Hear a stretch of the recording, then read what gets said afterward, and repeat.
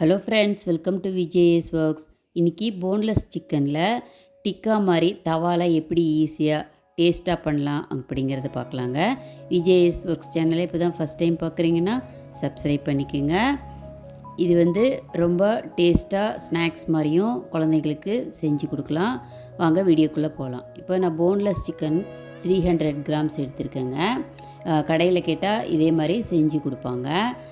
300 gram boneless சிக்கனுக்கு 1/2 teaspoon தாங்க இஞ்சி பூண்டு பேஸ்ட்டு சேர்த்துருக்கேன். மஞ்சத்தூள் ஒரு 1/4 டீஸ்பூன் சேர்த்துக்கலாம். அப்புறம் மிளகாத்தூள் சில்லி பவுடர் நான் காரம் அதிகமாக வேணும்னா 1 டீஸ்பூன் சேர்க்கலாம், இல்லை 1/2 டீஸ்பூன் சேர்த்துட்டா போதும். கூடவே காஷ்மீரி சில்லி பவுடரை ஒரு 1/2 டீஸ்பூன் சேர்த்துக்கிட்டேங்க.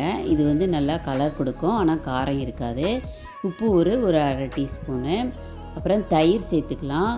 தயிர் 1 டேபிள் ஸ்பூன், அதாவது ஒரு கரண்டி அளவே சேர்த்துக்கலாங்க. கரம் மசாலா ஒரு 1/2 டீஸ்பூன் சேர்த்துருக்குறேன். எலுமிச்சம்பழம் ஒரு 1/2 மூடி பிழிஞ்சு விடலாம். ஒரு 1/2 டீஸ்பூன் அளவு இருந்தால் போதும்.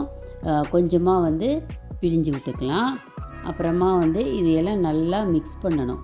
மிக்ஸ் பண்ணிவிட்டு இந்த போன்லெஸ் சிக்கன் இருக்குது இல்லைங்க, அதை கூட சேர்த்து நல்லா பெரட்டணுங்க.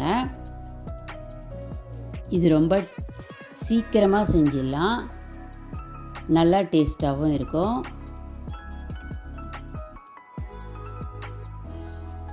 இது நல்லா கலந்துட்டு இது ஃபோர்க் வச்சு அங்கங்கே அப்படியே குத்தி விட்டால் நமக்கு அந்த மசாலா, அந்த ஃப்ளேவர் எல்லாமே உப்பு, அந்த காரம் இதெல்லாம் அந்த சிக்கனுக்குள்ளே போய் சேர்ந்துடும். அதனால் கொஞ்சம் ஒரு ஃபோர்க் வச்சு ஒரு 2 தடவை குத்தி விடுங்க.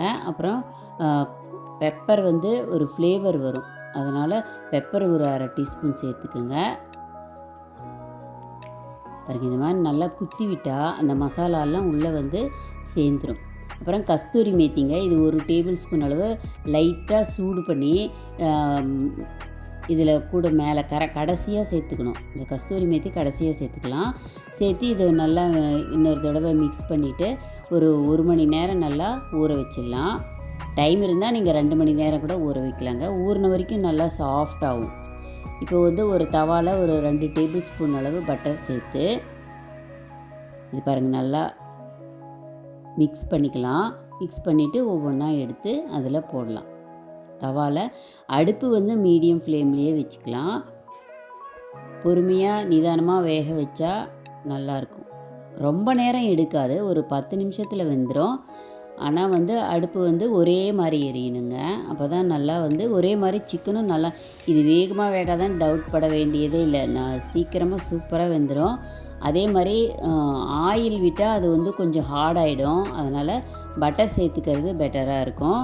பட்டர் சேர்த்து இந்த மாதிரி வேக வச்சு எடுத்தால் ரொம்ப சாஃப்டாக சூப்பராக வருங்க. கண்டிப்பாக ஒரு தடவை நீங்கள் ட்ரை பண்ணி பாருங்கள். இது மாதிரி திருப்பி திருப்பி விட்டு வேக வைக்கணும். அடுப்பு ஒரே மாதிரி இருந்தால் நல்லா வெந்துடுது.